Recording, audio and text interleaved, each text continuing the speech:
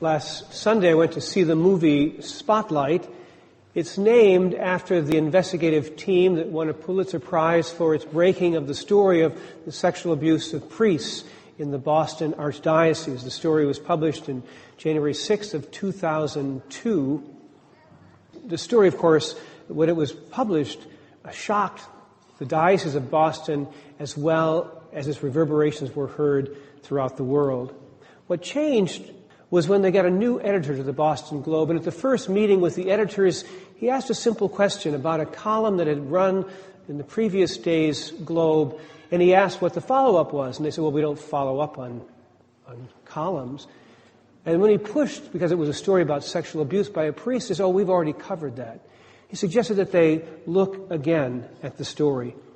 But as they began their work, the reporters felt the pressure of the church, even when its influence was indirect. As they went along, they discovered they had to be extremely secretive, even from the other reporters. One attorney who was in the film, specialized in advocating for abused children, wondered aloud, if it takes a village to raise a child, surely it takes a whole village to keep this secret. In one scene, the reporters were all in a conference call with a psychiatrist who had spent 30 years working with priests and sexual addiction. And they were just trying to gauge the numbers. They said, well, so far we've identified 13 priest abusers. Does that sound about right to you? And when he asked how many priests there were, just in the city of Boston alone, he said, no, the number should be 90. There was stunned silence. The toll of bringing the truth to life and the sheer horror of that truth, while never expressly stated, is evident in each character's numbed, pained incredulity. If it is true, as Shakespeare once wrote, that the evil people do lives after them, perhaps one of the greatest goods we can enact is to finally acknowledge that evil and to speak the truth about it. At one point, just as the team is nearly ready to publish the first story, they had this sudden realization that all of the information that they were publishing had actually been in their archives for the last 15 years. And some of these same reporters had been the ones who didn't push any further, who didn't speak out at the time. The morning the first story was published and the papers were delivered throughout the city of Boston on doorsteps, something amazing did happen. The phones at the Spotlight editor's desk began to ring off the hook, and almost all the calls were from victims. Finally, someone was willing to speak their truth.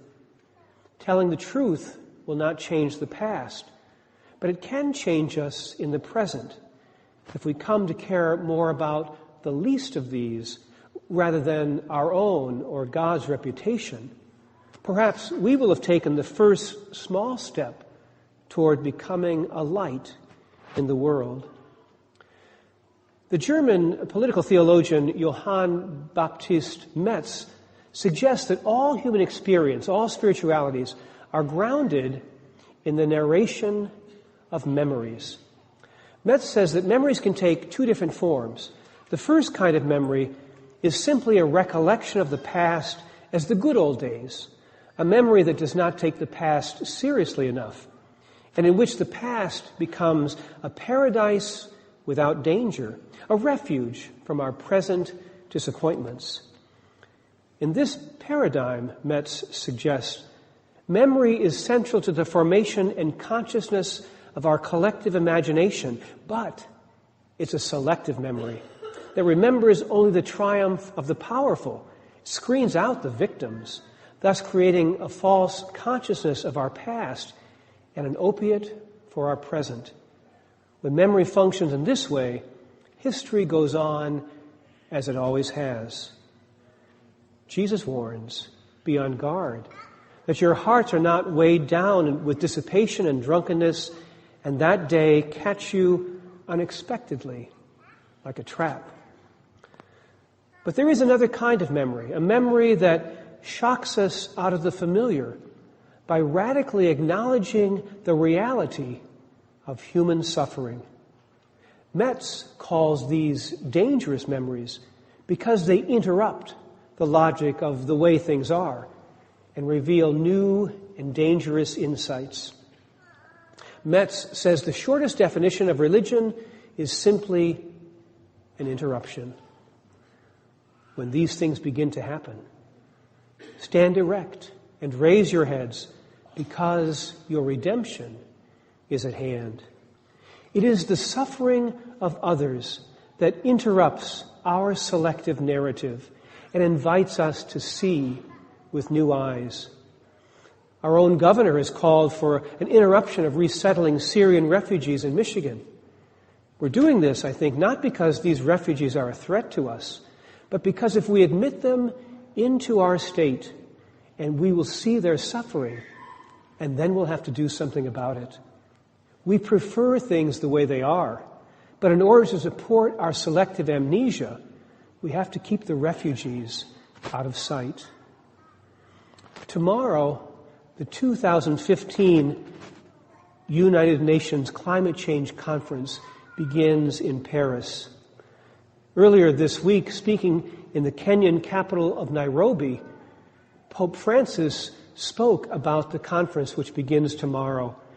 He said, "It would be sad, and I dare say even catastrophic, were particular interests to prevail over the common good and lead to manipulating information in order to protect their own plans and projects."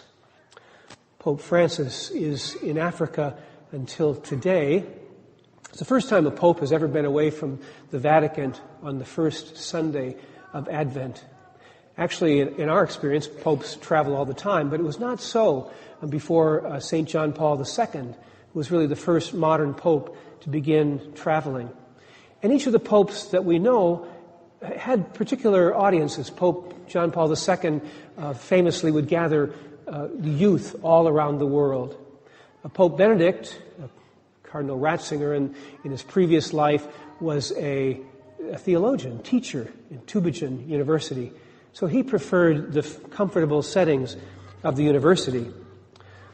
But Pope Francis, surprise, surprise, in every visit, he has what we might call his Matthew 25 stops, an outreach to some mix of the sick, migrants, the prisoners, the poor.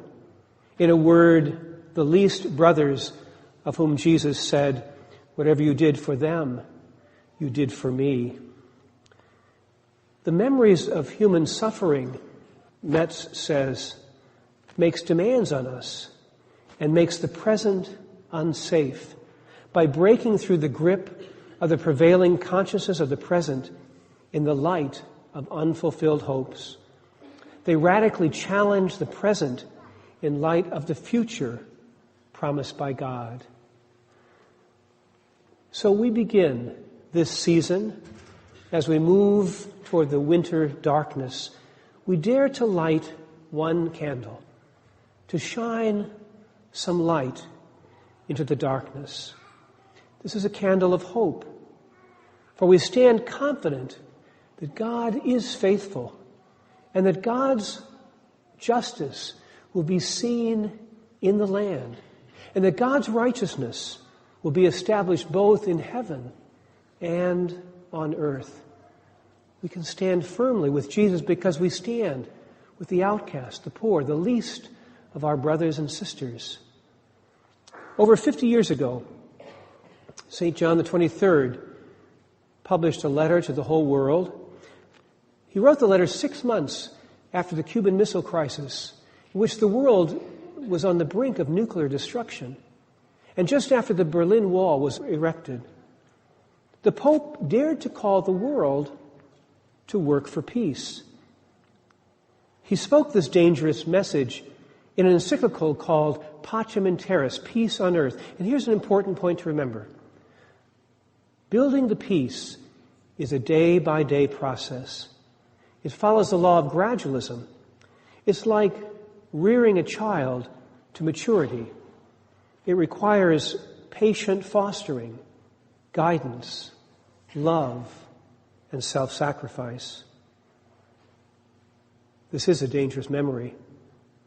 But we choose to remember and to begin Advent once again.